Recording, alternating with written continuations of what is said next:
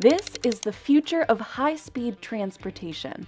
It's 3.5 times faster than Japan's Shinkansen bullet trains, and even faster than a Boeing 747. It's a hyperloop, magnetic pods levitating inside a tube at more than 1,000 kilometers per hour. In theory, you could go from LA to San Francisco in just 45 minutes, with tickets less than $100 one way. This technology could make working and living in two different cities a norm, while also creating a world with less congestion and pollution.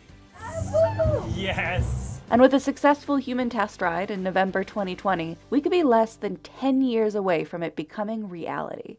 The concept of the Hyperloop became widely popular in 2013 thanks to Elon Musk's 58-page Hyperloop Alpha paper that outlined the design, cost, and safety of the concept.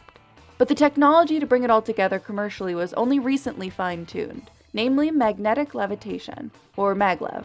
Maglev is basically what allows a Hyperloop to go incredibly fast, thanks to the lack of friction between the passenger-carrying pods and the tube-shaped track. The general concept is simple. Magnets lining the bottom of the pod repel the tube material, levitating the pod as it runs. As an engineer, I always get very excited about talking about magnetic levitation, electromagnetic repulsion. That's Josh, a mechanical engineer who previously worked at SpaceX. He's now the co-founder and CTO of Virgin Hyperloop. And this is Chuck. He's the lead engineer at a different Hyperloop company, Hyperloop Transportation Technologies.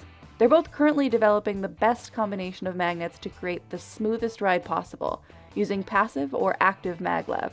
Passive maglev uses permanent magnets in a specific configuration to create a constant magnetic current that levitates the pod, similar to the magnets you might have played with as a kid. Active maglev uses a combination of permanent magnets and electromagnets, the latter which can manipulate the electric current and the strength of that current. Basically, if I get too close, I drive it one way. If I get too far, I add some strength.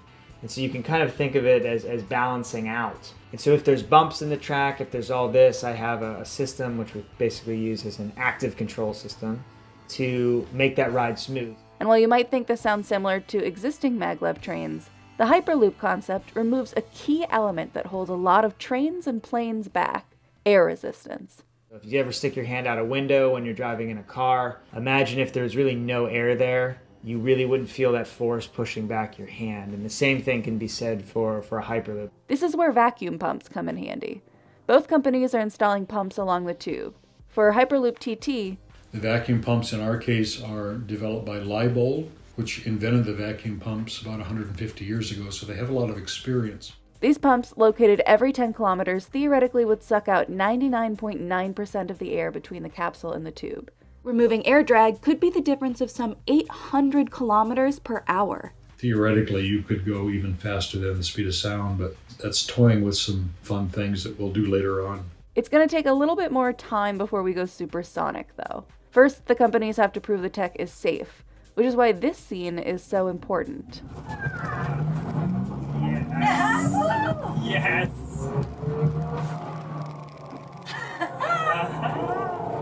That was so good! That was awesome. In November 2020, Josh and Sarah from Virgin Hyperloop became the first people to ever ride a Hyperloop. The two-seat prototype Hyperloop traveled 500 meters, reaching 172 kilometers per hour within 6.25 seconds.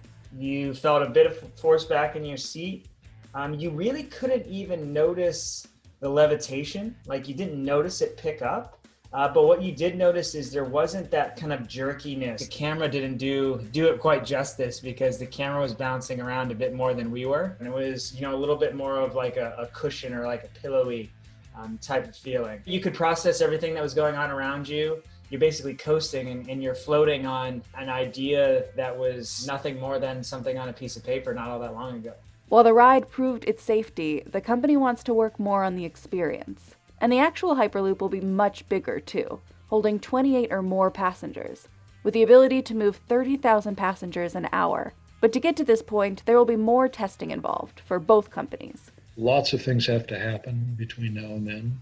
The Hyperloop construction, the route is one thing. The integration with the stations is another, and that takes a partnership with the communities. And Hyperloop TT is currently in the works to build and test a full-size project in Abu Dhabi.